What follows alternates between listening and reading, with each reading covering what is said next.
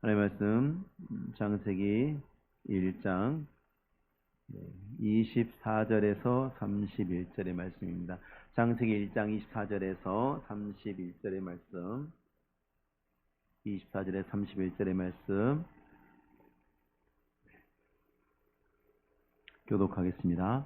하나님이 이르시되 땅은 생물을 그 종류대로 내되 가축과 기는 것과 땅의 짐승을 종류대로 내라 하시니 그대로 되니라.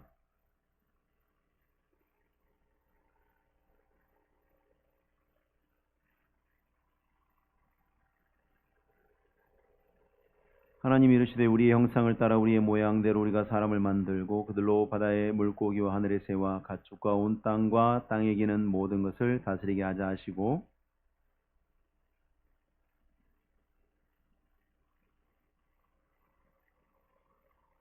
하나님이 그들에게 복을 주시며 하나님이 그들에게 이르시되 생육하고 번성하여 땅에 충만하라. 땅을 정복하라. 바다의 물고기와 하늘의 새와 땅에 움직이는 모든 생물을 다스리라 하시니라.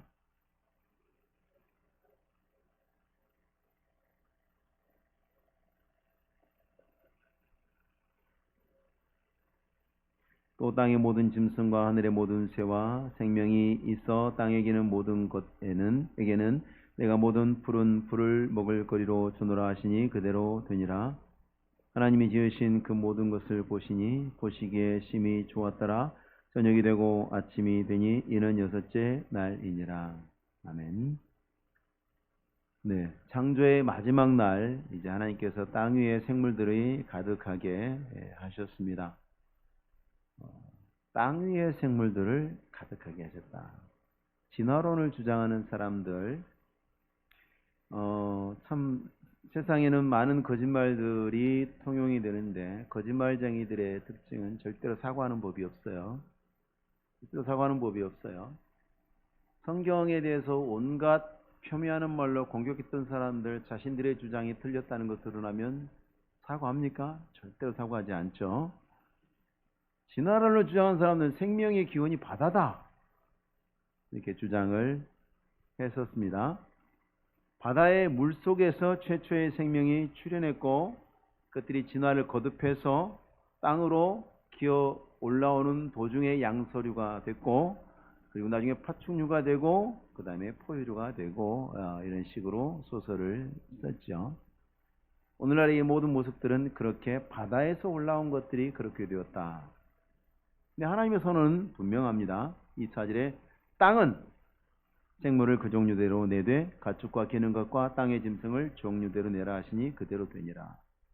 땅에서 살아가는 생물은 바다에서 진화해서 육지로 기어 올라와서 땅에 적응해 온 것이 아니라 땅에서부터 나왔다. 하나님 말씀대로 땅의 모든 생물들의 구성을 보면 지구의 토양 성분과 기본 성분이 일치합니다. 우주 전체를 연구하는 과학자들은 지구에 가까이 있는 행성이라고 그래도 다른 별들의 구성은 지구하고 사뭇 다르다고 이야기합니다. 금성이나 수성이나 화성이나 또 토성이나 목성 많은 부분에 있어서 차이가 있습니다. 땅은 종류대로 내라. 하나님께서 마치 훗날에 있게 될 진화론 같은 거짓말을 충분히 예상하시고 절묘하게 이렇게 문구를 기록해 놓으신 것처럼 보입니다. 한동안은 또 유신 진화론이란 이야기들이 많은 사람들을 미혹을 했죠. 하나님이 태초에 종류대로 만드셨는데 그 종류들이 진화를 또 거듭했다는 거죠. 결국은 진화론이에요. 결국은 진화론이에요. 또 진화를 거듭했다는, 진화라는 것의 기본 전제는 뭐냐면 이전 형태는 불완전하고 불충분했다는 것을 전제로 하는 거예요. 하나님의 창조가 하나님 보시기에 아름다웠다, 좋았다라고 하는 것을 정면으로 부정하는 거죠. 그러니까 애초부터 하나님이 안 만들어서 진화했다라는 이야기나 중간에 만들었지만 하나님께서 만들어 놓은 것이 문제가 있어서 계속해서 진화를 거듭했다고 주장하는 것이나 결국은 불신앙이죠. 근데 진화론의 거센 도전 앞에 믿음으로 서지 못하고 당혹해서 타협한 것입니다. 그러나 하나님은 모든 생물을 그 종류대로 만드셨다는 것을 분명히 합니다. 땅에서 만드셨고 종류대로 만드셨다. 그건 어떤 생물이든지 자신의 종류를 뛰어넘어서 변할 수 없다는 의미입니다. 종 안에서 이루어지는 다양한 변이는 진화가 아닙니다. 인간의 백인종, 흑인종, 황인종이 엄청나게 다른 것 같지만 다른 게 없어요. 백인종, 흑인종, 황인종이 뒤섞여서 2대, 3대만 가면 백인종도 아니고 흑인종도 아니고 황인종도 아닌 인종이 태어나고 나타나게 됩니다. 그래서 인간이 인종으로 분류되는 것은 작은 변이에 불과합니다. 하나님께서 말씀하시는 그 종류대로라는 얘기는 뭐냐면 생식을 통해서 다음 세대를 생산할 수 있는 그 범주를 말하는 겁니다. 종류라고 하는 것은 같은 종류다라는 것은 그 안에서 생식을 통해서 다음 세대를 생산할 수 있느냐 없느냐. 없다면 다른 종류예요. 있다면 같은 종류인 거죠. 진화론은 종에서 종으로 움직인다라는 것을 주장합니다마는 아무리 찾아도 주장만 있고 증거는 없죠. 그런 사람들을 우리는 사기꾼이라고 부릅니다. 주장은 실컷 하는데 증거 내라봐 하면 증거는 없습니다. 자그마치 150년이 넘는 세월 동안 진화론이 등장한 이후에 거의 그 오랜 세월 동안 온 세상을 이잡듯이 뒤졌습니다. 땅을 뒤지고 산을 올라가고 바다를 헤매고 하면서 이잡듯이 뒤졌는데 나타나는 증거는 있습니까? 없습니다. 진화의 증거를 발견하지 못했습니다. 그 발달된 과학기술을 통해서 드러난 모든 증거를 샅샅이 조사하고 뒤지고 하나라도 잡히기만 해봐라. 한 건만 나오기만 해봐라. 탈탈 뒤져도 나옵니까? 진화의 증거를 발견하지 못했습니다. 각각의 생물들은 자기 종류 안에서 재생산을 통해서 생명체가 발생하고 있는 것이지 어떤 원소들이 조합을 해서 구성을 해서 생명체 이루고 더 뛰어넘어서 다른 종으로 만들어지는 가능성이 없다는 것이 현대 과학기술이 도달한 결론이라고 볼 수 있어요. 과학기술이 발달하면 발달할수록 인간과 원숭이가 유전자 2%, 98%에 일치한다. 우와! 그런데 여러분 2% 차이가 얼마인 줄 아십니까? 염기 서열이 약 4억 개가 달라요. 그 유전자 안에 있는 염기 서열이 4억 개가 달라요. 4억 개가. 2% 그러니까 그게 이제 말장난이죠. 2% 그러니까 와 엄청 비슷하네. 비슷하지 않아요. 단 하나 가지고도 엄청난 차이가 나타나는데 4억 개의 염기 서열이 완전히 달라요. 하나님이 땅에 있는 동물들을 다 창조하시고 난 다음에 하나님의 마지막 창조사역이 인간의 창조였죠. 인간은 짐승 같은데 짐승과 같은 존재가 아닙니다. 사단은 인간을 그렇게 비하하기를 원하죠. 어쩌면 사탄에 의해서 망가진 인간이라면 그런 비난을 받을만 할지도 모릅니다. 왜냐하면 사탄이 의도한 목표가 그거니까 인간을 짐승처럼 만들어버리는 것. 근데 태초의 인간은 모든 피조물과 구별된 존재예요. 하나님이 의도하신 특별한 존재였습니다. 본문의 말씀 안에서 인간의 특징적 구별이 돋보이죠. 26절 말씀 보시면 하나님이 이르시되 우리의 형상을 따라 우리의 모양대로 우리가 사람을 만들고. 인간은 물질 세계에 분명히 속한 육체를 가지고 있죠. 동물들하고 구조적으로 기능적으로 유사한 부분도 굉장히 많습니다. 그러나 분명한 것은 다른 동물처럼 흙으로 만들어졌지만 영적인 세계에도 속해 있다는 것입니다. 인간은 영적인 세계에도 속해 있는 존재였어요.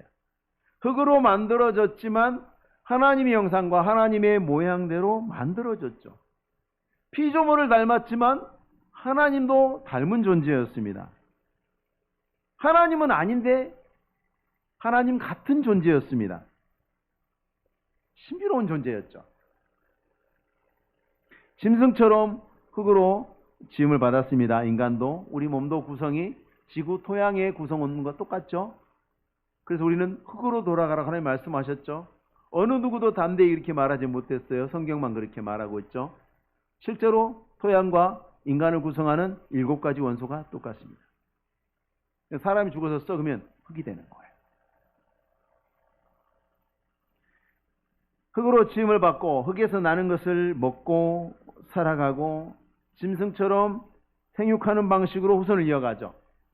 짐승처럼 사람도 생육을 합니다. 짐승처럼 땅을 밟고 살아갑니다. 땅 위에서 살아갑니다. 그런데 인간은 짐승이 아닙니다. 짐승이었어도 안 됩니다. 짐승 같아도 안 됩니다. 왜냐하면 하나님이 주신 사명이 있기 때문에 그렇습니다.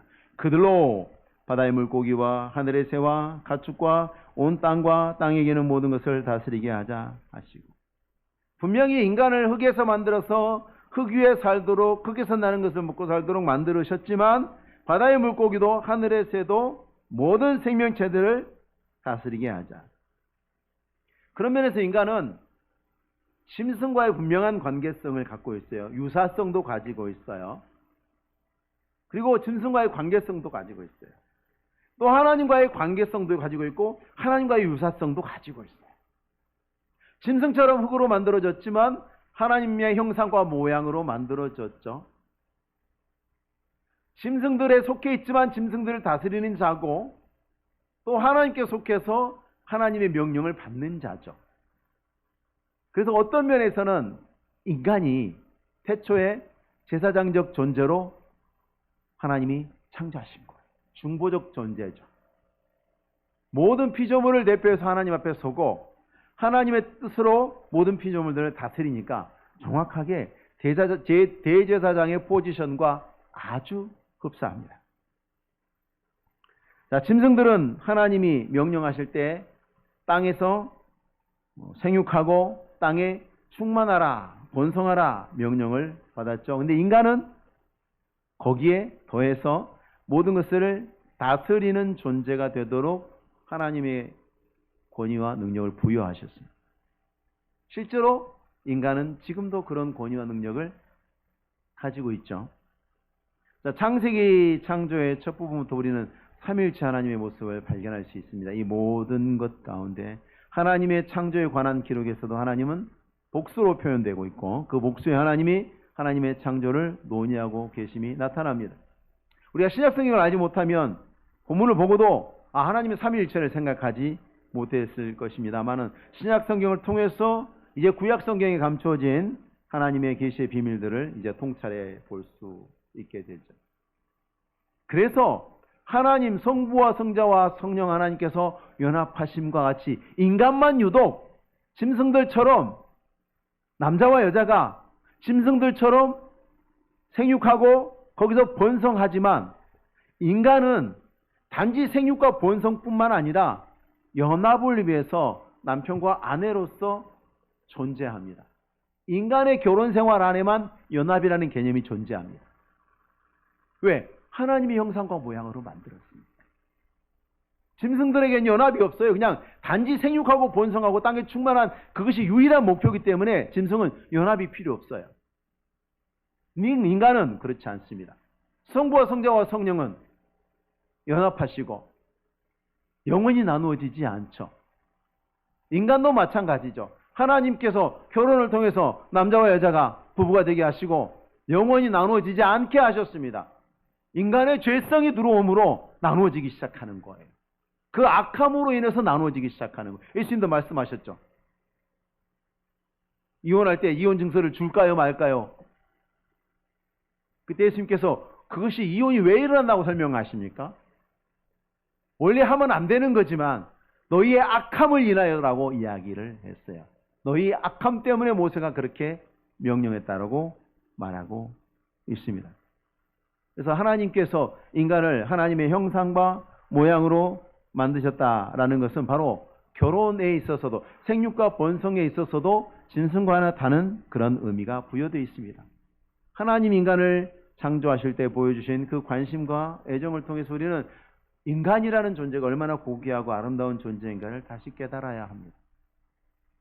악한 죄로 인해서 그 형상의 많은 부분들이 파괴된 것으로 인해서 인간의 사악함과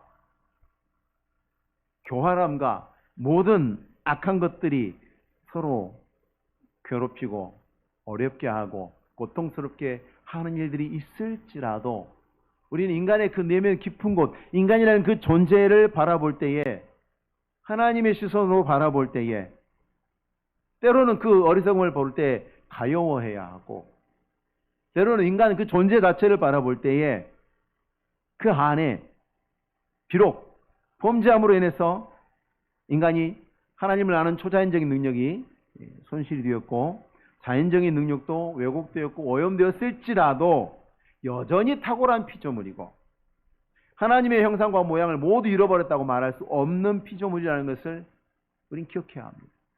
세상 사람들이 어떻게 사람을 보든지 교회는, 적어도 신자들은 이 세상에 살아가는 모든 사람에 대한 존중을 잃지 말아야 합니다. 악한 주장을 하고 있는 인간조차도 불쌍히 여겨야 합니다. 왜 주님께서 원수를 사랑하라고 하셨을까요? 공의로운 심판은 하나님이 하실지라도 우리는 왜 원수를 사랑하라는 명령을 받았을까요?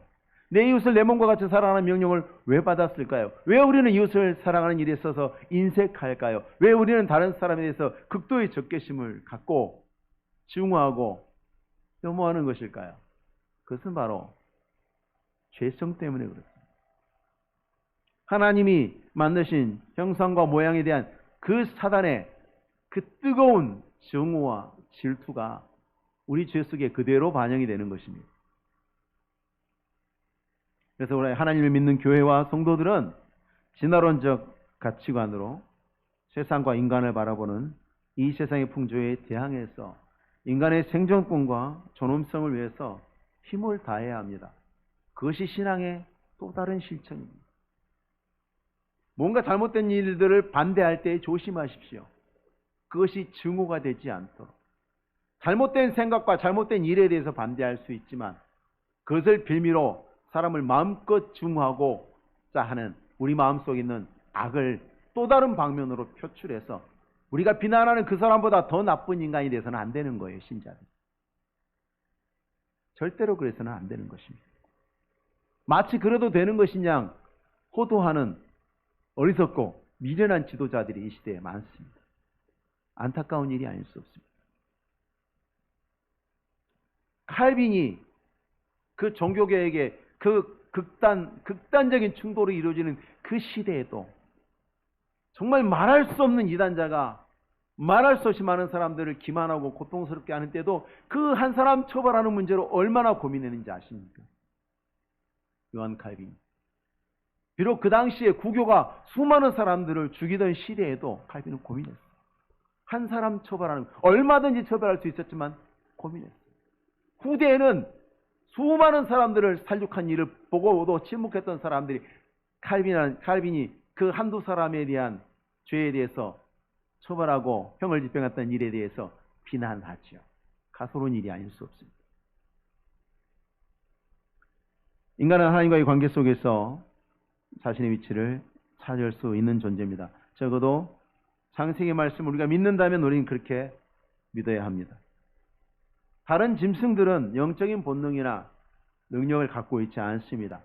짐승들은 하나님을 따르려고 하거나 하나님과의 관계 속에서 어떤 평안함을 얻고자 하는, 그러나 하나님과의 관계를 개선하려고 하는 시도조차 하지 않습니다. 왜냐하면 애초부터 그런 존재로 지음받지 않았습니다. 그러나 인간은 하나님을 대신해서 하나님이 창조하신 세계를 다스리는 존재로, 하나님의 형상과 모양을 닮은 존재로 지음을 받았기 때문에 하나님과의 관계를 갖고자 합니다. 하나님과의 관계 속에서 안정감을 누리며 살도록 영혼을 사모하는 존재로 하나님이 만드셨습니다. 근데 인간이 범죄함으로 하나님을 아는 지식, 그 초자연적인 능력이 부패해버렸죠. 그것을 전적으로 상실해버렸습니다. 근데 여전히 인간의 존재 자체는 변하지 않았어요. 하나님 없으면 살 수 없는 존재가 하나님을 알지 못하는 존재가 되어버렸기 때문에 그 다음에 당연히 이어지는 수순은 하나님을 대신할 것을 찾게 된 겁니다. 하나님을 대신할 것. 나무를 숭배하고 귀신을 숭배하고 우상을 숭배하고 산을 숭배하고 강을 숭배하고, 그래서 그 안에서 안전하고자 하는 것입니다. 하나님을 대신하는 어떤 절대적인 힘 안에서 그 절대적인 어떤 것을 의존하는 가운데서 안전을 추구하고자 합니다. 이 세상에 존재하는 모든 인간들, 모든 부족들의 그 발자취 안에는 그런 종교적인 노력과 행동들이 다 드러나 있습니다. 그래서 인간이 근본적으로 가지고 있는, 인간 안에 잠재되어 있는 창조주와의 인격적 관계를 갖게 되어 있다는 영역이 분명히 존재한다는 것을 증거하는 것입니다. 하나님을 떠나서는, 진리를 떠나서는 인간은 결코 인간 본연의 행복에 도달할 수 없습니다. 우리가 그리스도로 말미암아 하나님을 알게 되고, 비록 우리의 삶이 세상 사람들과 다를 바 없는 것처럼 보이지만, 짐승을 만들, 사람을 만들, 매우 유사해 보이지만 결코 인간은 짐승이 아닌 것처럼 신자들은 세상에 있는 죄인들하고 매우 똑같아 보이고 심지어 더 못해 보이기도 하지만 결코 하나님의 백성들은 세상 죄인과 같지 않습니다. 하나님의 백성들은 그리스도를 닮아가는 것이고 하나님을 닮아가는 것이고, 아담이 잃어버렸던 낙원을 약속받은 자리고, 그 낙원을 삶 속에서 회복해 가고 있는 사람들. 생육하고 번성해서 땅과 바다에 충만하라. 다른 모든 피조물에게도 허락하셨죠. 그런데 인간에게는 그것도 허락하시고 인간에게만 부여하신 특별한 명령, 땅을 정복하라. 바다의 물고기와 하늘의 새와 땅에 움직이는 모든 생물을 다스리라. 정복하라, 다스리라. 이것은 여러 가지 의미가 있습니다. 약탈적 정복이 아닙니다.